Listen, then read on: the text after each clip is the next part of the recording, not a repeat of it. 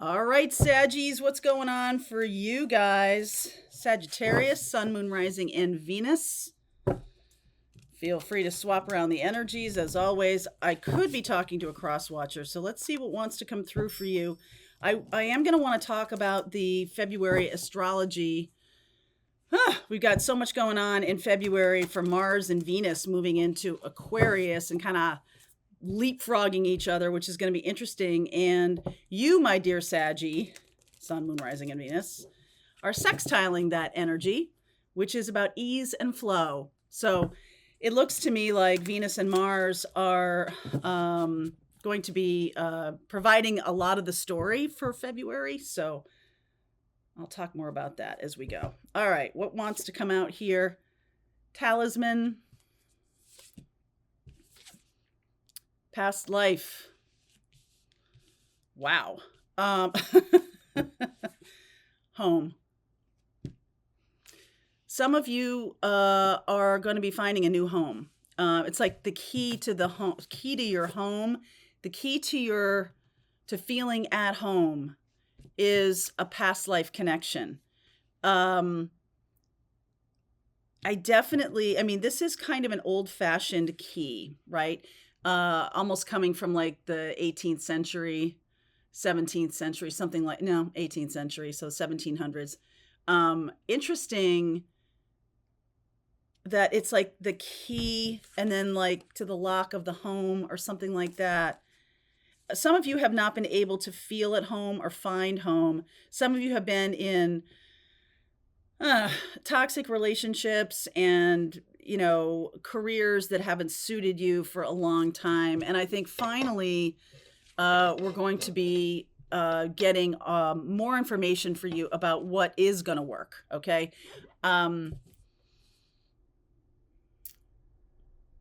What's coming through here?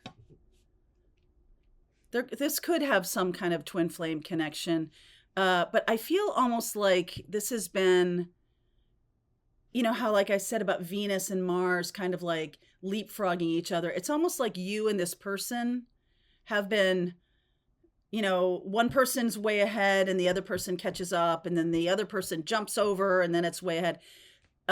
Even if you don't know this person yet, I think if you compared your life map, right? If you kind of wrote down what, the year I got married, the year I had a baby, the year I left school or whatever, I feel like there's a certain kind of like hopscotching quality to it. It's sort of like you're leaping over them, they're leaping over you, same places, same experiences, dealing with the same type of people. Now, you could have had a series of toxic relationships, whereas they just had one. Okay, that could be the case too. But I feel like the key, and I'm going to really clarify what the key is. And because right away I was like, okay, the key to you finding home finally, Sagittarius, is connected to a past life soulmate. So let's see where we go. I'm going to use these Carolyn Mace archetype cards in a minute to see what you need more of and what you need less of right now. But let's just do the reading here. Next week, if you want to jump onto Pathfinders, I am starting my intuition series. Going to go most of 2024, an additional half hour for Pathfinders after the Q&A. I'm going to do a lesson about harnessing your own intuition and trusting it so you can employ it in your life. So if you want to jump onto Pathfinders, my group that meets every Wednesday, there's a link below. All right, so let's see what's going on. Ace of Cups meets Wednesday at 1 o'clock. You can obviously get the recorded version, send in questions even if you're not there. All right, 4 of Cups, 8 of Swords, 6 of Wands.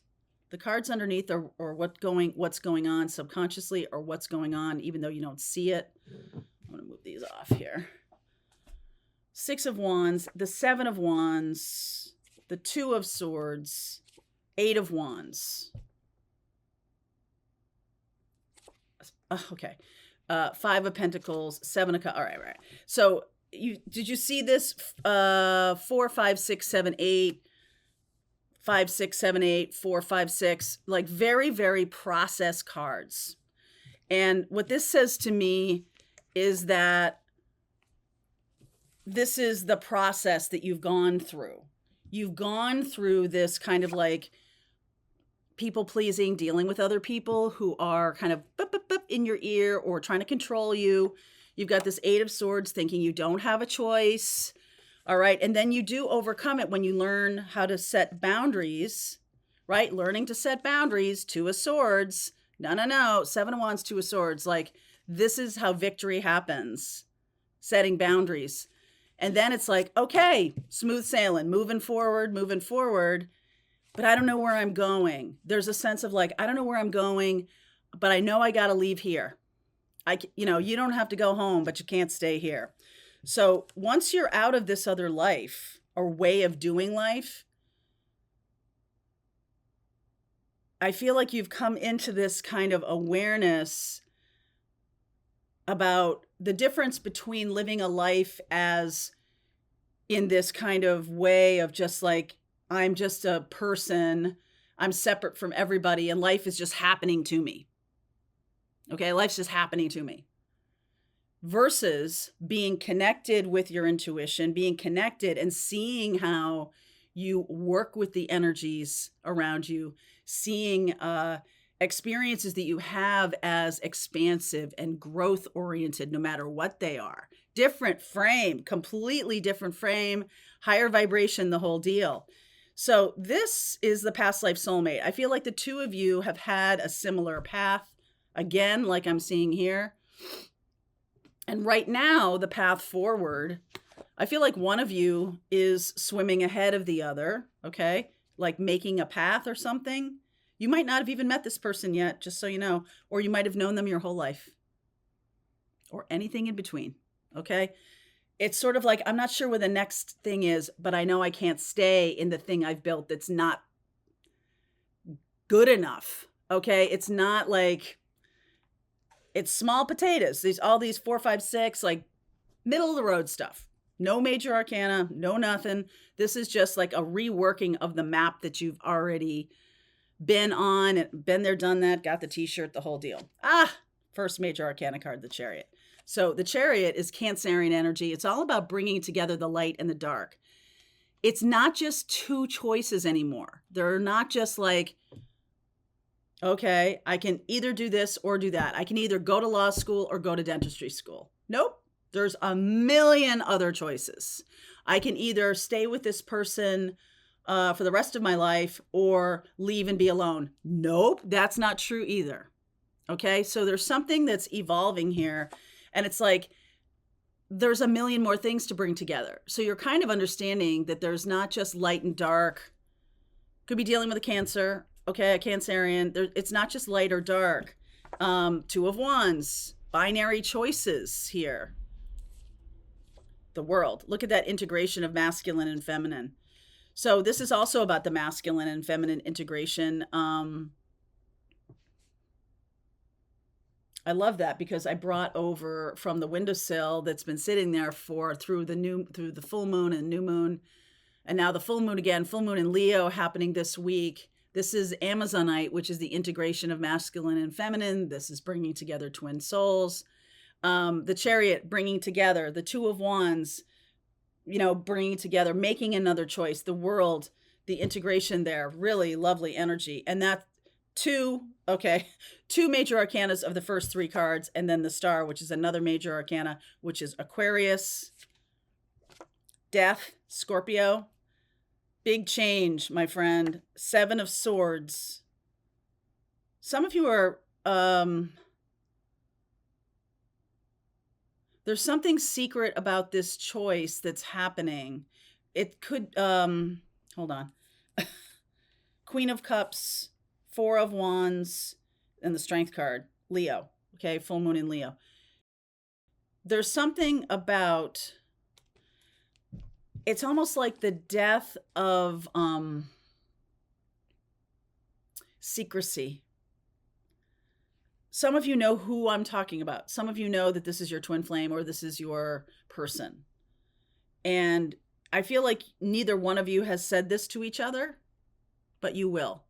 There's like a death of secrecy here. We're not doing this in secret anymore. To be healed, this is about coming out of the closet, right? Even actually in this card, if you look at it, it's like the Hierophant is in that closet, is in this cave here. And it's like, you know, Hierophant is tradition, but it's also about a commitment. The commitment I want to make needs to come out of this closet or come out of this hiding space or behind the scenes stuff, right? And heal itself. So, you know, whatever wounds we have, they are perpetrated on us by the expectations of families and culture and societies that, you know, this love relationship that there may be something about it that society would shame you for. Like, this definitely feels like a shame thing, like leaving behind a long-term marriage for a twin flame partner, leaving behind something that you built over time that is super unsustainable. Okay. And going towards something that gives you power and that empowers you. The Strength card is also known as fortitude. So it's going to require an opening of the heart. It's going to require that awareness of that which you want to create. Here's home again. This is Four of Wands. This is the fourth house. It's gotta work for me. It can't just be like what society expects of me. It's got to work for me. Okay, so talk to me more about the Seven of Swords here.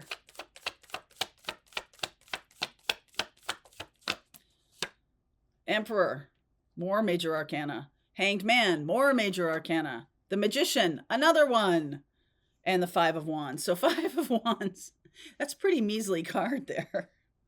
Okay, whatever. The Five of Wands is about, in this deck, this is the mythic deck, it is about you and me against the world kind of thing. You and me together fighting the society's expectations. Okay?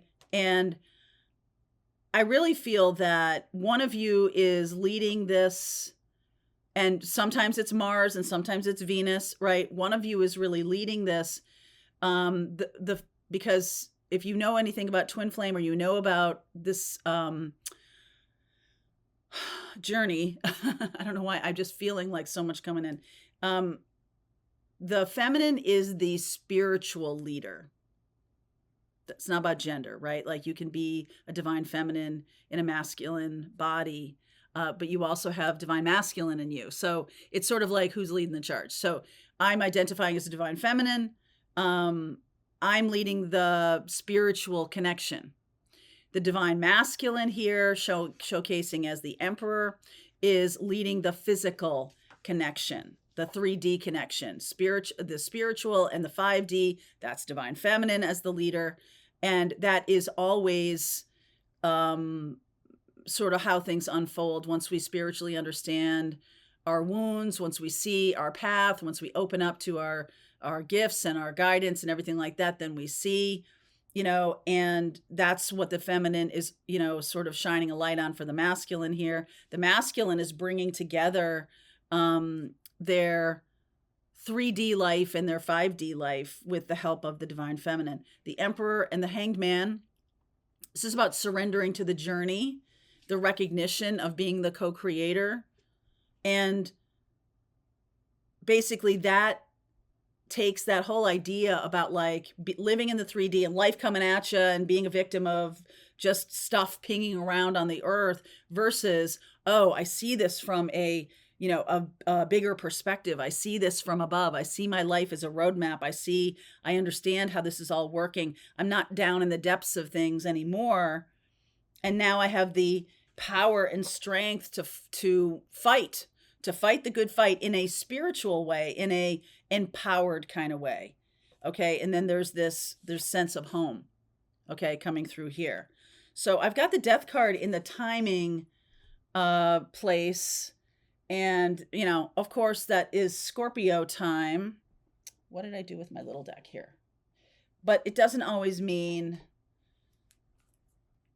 because we have Aquarius right before it. So let's see, is there any timing on this?